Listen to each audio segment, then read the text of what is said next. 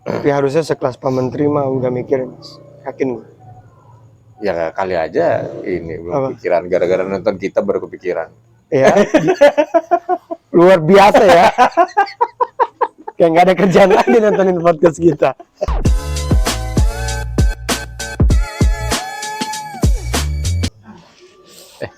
Tapi mau dilarang loh. Ini Iya. kan di Singapura. Kayak Singapura enggak, Indonesia juga ada wacana mau dilarang. Enggak lah. Harusnya sih enggak.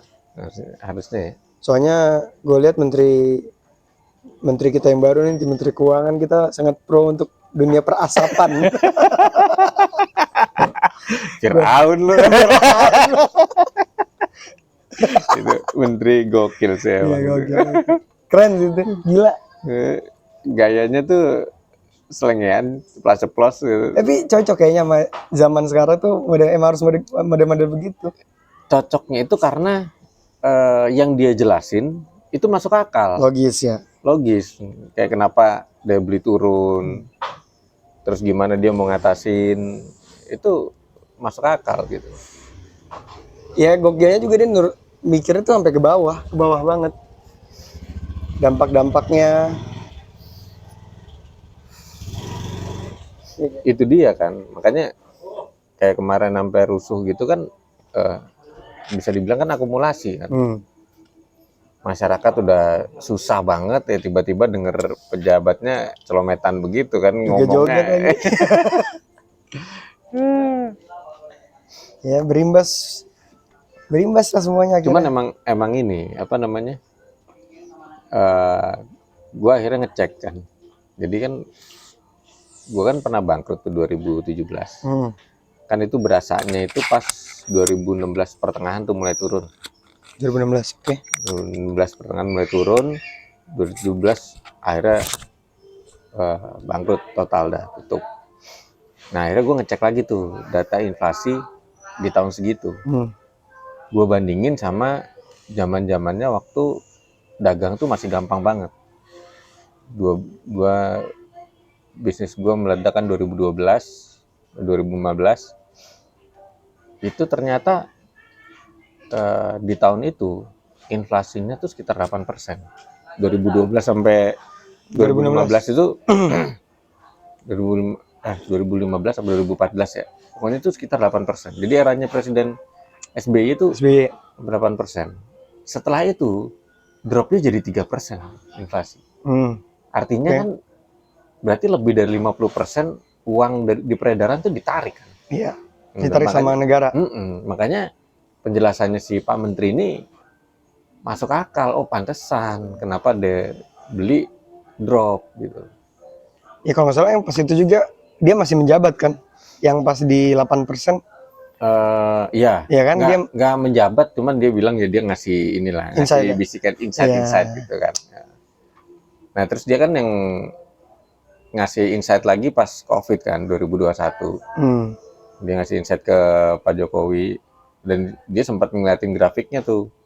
Habis digelontorin dana, ekonomi naik tuh kenceng. Cuman habis itu begitu COVID-nya mereda direm lagi. Oh ditarik lagi duitnya. Tarik lagi duitnya. Buat apaan ya? Biar dapat bunga aja kali. Nah terus bunganya buat siapa? Buat yang kemarin Itu yang ngomong ya. Kayak gue bertanya, kan gak ada yang tahu. Makanya kalau gue pribadi sih setuju banget sih keputusannya dia narik 200T di gelontorin. Tapi kan akhirnya PR-nya jadi di para bank kan, bank-bank yang jadi mikir nih ini di kemanain nih duitnya 200T nih. Itu dia. Karena kan mau nggak mau dia tetap harus ini kan, harus ngasih bunga kan bank itu. Benar. Pemerintah. Nah supaya bisa ngasih bunga berarti duitnya harus muter. Harus muter. Ini kali ada bank-bank yang mau invest di kita kan? Ada.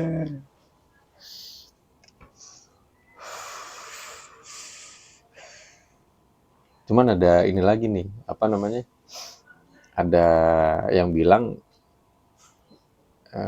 strateginya si Pak Menteri ini melanggar aturan melanggar undang-undang tuh katanya. Bagian yang mana? Jadi ya menurut gue lupa, profesor, pokoknya salah satu inilah profesor ekonomi kalau nggak salah, itu dia bilang harusnya itu sebelum dialihkan ke bank umum itu harus ada persetujuan DPR. DPR lagi? Iya, harusnya gue juga belum baca detail undang-undangnya sih.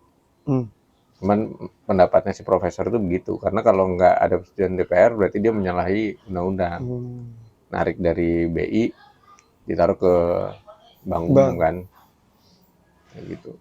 Nah, tapi si Pak Menteri ini dia ngomong, udah konsultasi dia, ini melanggar hukum apa enggak gitu. Menurut dia nggak melanggar, karena tujuannya bukan untuk dibelanjain. Jadi cuma dipindahin. Gue pindah nyimpen tadinya di Bank Indonesia, balik ke disimpan di bank umum di Himbara. Jadi ya udah, ibaratku cuma mindah doang, bukan untuk dibelanjain. Kalau memang untuk dibelanjain baru minta persetujuan. Paham. Tapi kan nggak enak juga kalau emang harus itu diberlakukan. Maksudnya gini, kalau seandainya peraturan itu nggak seperti itu, jadi emang harus tetap laporan meskipun alasannya dipindahkan, harus tetap laporan ke DPR. Iya, jadi, ya kan? Jadi prosesnya lama kan, Bud. Belum. Ya, itu. Ya buat administrasi persetujuan rapatnya kan. Emang ada gitu ya? Iya, yang beredar begitu. Gue baru tahu tuh. Gue taunya sih semua clean aja gitu kan. Bohong sekali Anda munafik. Suwe. Jangan mendorong saya. Tapi kalau dari situ sebenarnya concern gue yang gue khawatirin adalah ketika nanti si Pak Menteri ini udah nggak ngejabat, bisa dibikin kasus, ada celah untuk dijadiin kasus tuh. Setelah dia udah nggak menjabat. Iya, ya kayak yang udah kan. Karena dianggap ada kesalahan prosedur, akhirnya itu jadi kasus hukum. Maksudnya siapa nih? Hah? Maksudnya ke siapa? Contohnya? Ya, yang udah ada kemarin ini. Yang mana? Banyak nih. Ada yang gula, ada yang lain. Nah, itu udah tahu.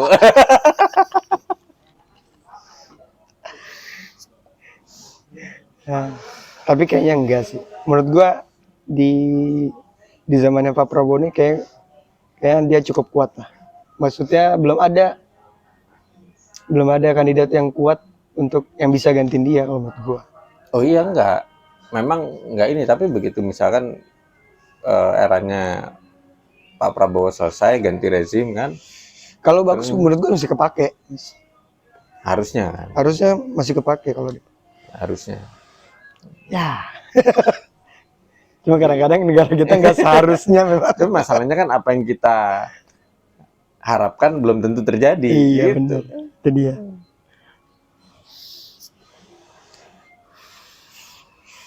Ya kita belum ketahuan juga kan grafiknya setelah apa namanya dibagikan atau dikasih uangnya 200 T ini, dikeluarin duitnya dari BI. Ya duitnya kan udah disalurin tuh ke bank-bank. Cuman kan impact-nya kan belum berasa ya. Belum berasa. Emang butuh proses kan. Karena nyalurin kredit kan juga nggak bisa sembarangan. Soalnya kan ya ada pemikiran kayak gini juga sebenarnya di gua. Dana ini turun, tapi dalam bentuk penyaluran kredit gitu kan. Pertanyaannya, orang yang mau ngambil kredit ini berani nggak dia? Karena kan masalahnya daya beli masyarakat turun. Lagi turun. Kalau misalkan gua ambil kredit nih untuk gedein usaha, mumpung bunganya lagi rendah, cuman ada yang beli nggak? Ya, paham. Kan gitu kan? Tanya gitu. Bisa jadi blunder juga ketika banyak yang ngambil duit, ternyata dia nggak bisa bayar juga, bisa jadi blunder juga ya? Iya, ternyata udah ngambil, usahanya udah dibuka nih. Iya. pembelinya sepi nggak gitu kan. Akhirnya kan dia nggak bisa bayar. karena duitnya masih muter di ya daerah atas lah, daerah atas. Yang atas sampai tengah gitu, belum ke bawah kan. Makanya gue juga mikir gimana ya, jadi kayak ayam sama telur, duluan mana. Iya. Cuman secara teori ininya harusnya sih bisa. Kalau sasarannya UMKM harusnya sih bisa, Mas.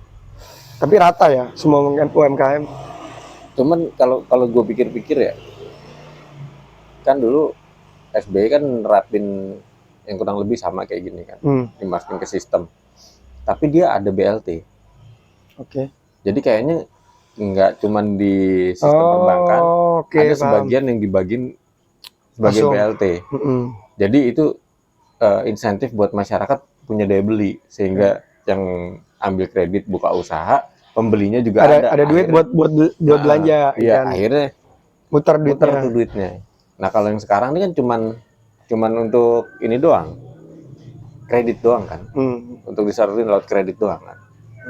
Nah pertanyaannya, pembelinya ini nih. Tapi harusnya sekelas Pak Menteri mah udah mikirin, yakin gue. Ya kali aja ini belum pikiran, gara-gara nonton kita baru kepikiran. Ya, luar biasa ya.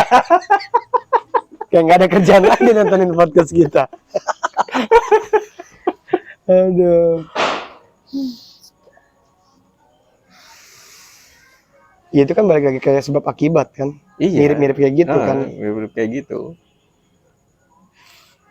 Ya, supply karena yang di era COVID itu juga kan digelontorkan juga dalam BLT kan. Iya. Tapi kan dikorupsi juga. Waduh. Aduh. Ups. Udah di bibir. Saya sih kurang tahu ya kalau itu ya. Aduh. Salah saya.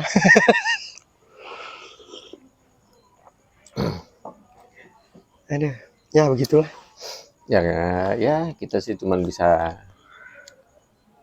mendukung dan mendoakan semoga lancar sesuai apa yang diharapkan, ekspektasi lah.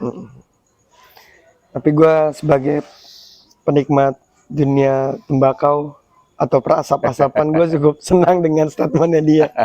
Fir'aun loh. Gila. Karena masuk akal sih itu. Gila sih, bener banget.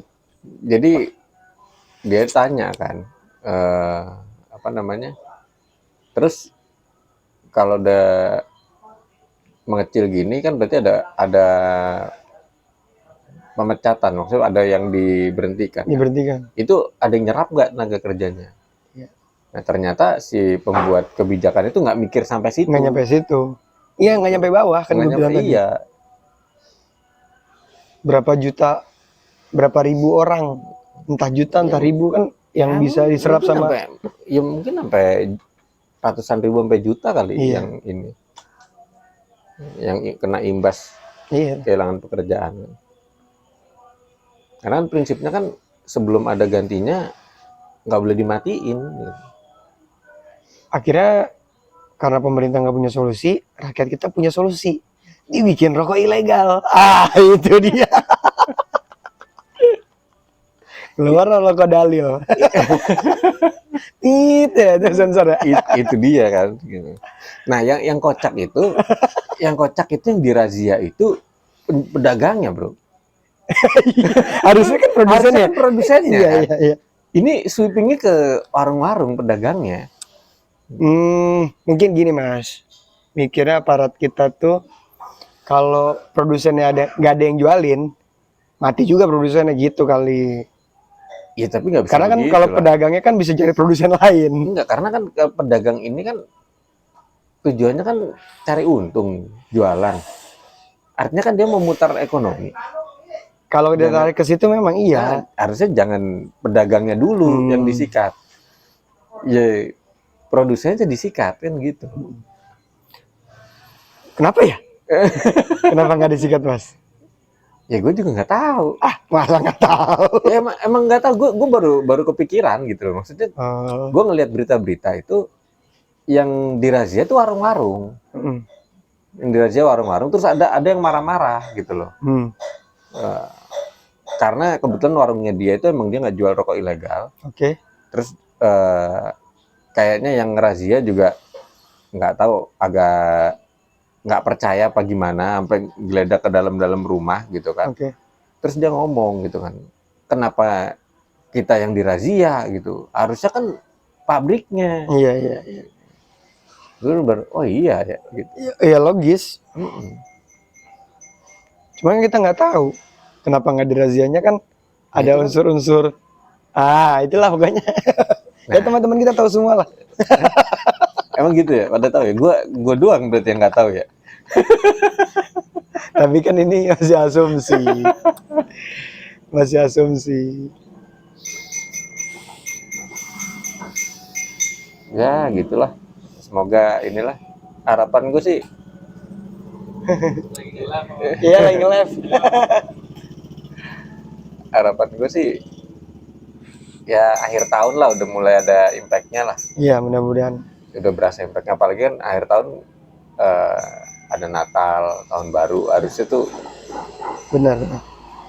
daya beli Harusnya naik lagi dan itu jadi trigger gitu. Iya, Terus iya. gulung Gulung terus. gitu. Harusnya sih gitu ya. Ya buat Bapak Menteri semangat terus. Kalau ada yang nyeleneh katain Firaun aja udah. Adalah gitu aja dah ya. Takut ya. Agak ngeri soalnya.